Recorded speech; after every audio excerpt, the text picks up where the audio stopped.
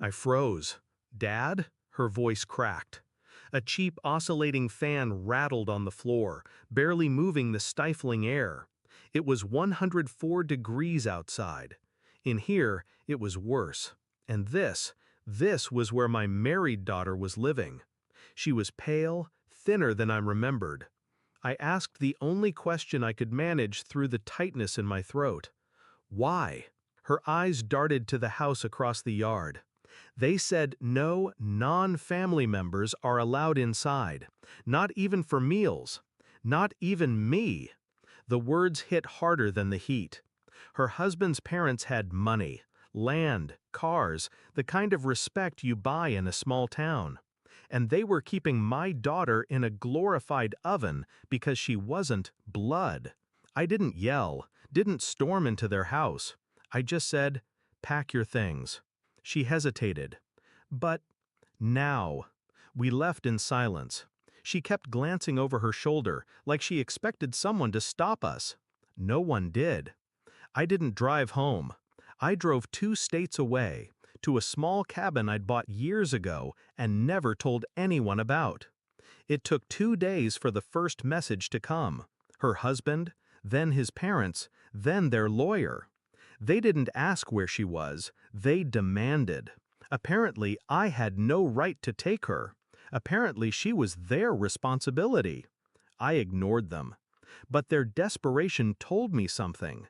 They needed her there, and not for love. It took a week for me to find out why. A quiet call from an old friend in town, the kind who hears everything. Turns out, the in-laws had signed up for a grant program. Money from the government for housing and supporting a family member. Except they were keeping most of it. My daughter was the box they ticked on the application. That explained the sudden panic. Without her, the checks would stop. I could have gone to the police. I didn't. The law moves slow. Revenge, when done right, doesn't. I started small. Every message they sent, I logged. Every threat, every insult. Screenshots, recordings, timestamps. I even sent polite replies, asking them to clarify their words, so they'd double down and put their cruelty in writing. Then, I reached out to 3 people. 1, a local reporter who hated the family for reasons I didn't need to ask about.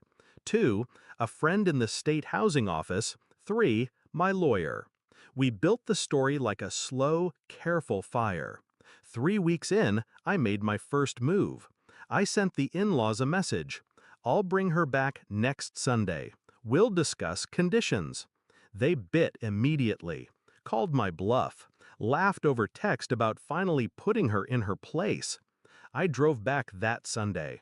Not alone. The reporter was there, parked down the street. My friend from housing, too, wearing his badge. I walked my daughter up their driveway, holding her hand like she was 6 years old again. The family stood on the porch, smug and ready. "About time," her father-in-law said. "Bring her inside. We need to finish some paperwork." That's when my friend stepped forward. "Actually, I'd like to see that paperwork too." The color drained from his face so fast I almost laughed. The reporter stepped up next, camera already recording. "Sir, can you comment on why your daughter-in-law was being housed in a shed during extreme heat?" They froze, stammered, denied. That's when I pulled out the stack of printed messages. Every insult, every admission, every threat. The housing official read the first few lines and looked at them like they were filth. The reporter caught every second. The shouting started. Not from me, from them. Accusing me of betrayal, of ruining their reputation, of lying. I didn't bother arguing. I just said, "You should have thought about that before you made her a prop for your greed." Then I turned to my daughter. "We're done here." It took less than a month for the fallout to hit. The housing department cut their funding. The local paper ran a front-page story with a photo of the shed. Neighbors turned cold. Friends stopped visiting. Their name, once polished, became a joke. And their son, my daughter's husband, filed for divorce. Not because he finally stood up for her, but because he thought she'd be bad for his image. She didn't cry. She signed the papers with the same calm I had that day in the driveway. I never told her the full extent of what I'd done.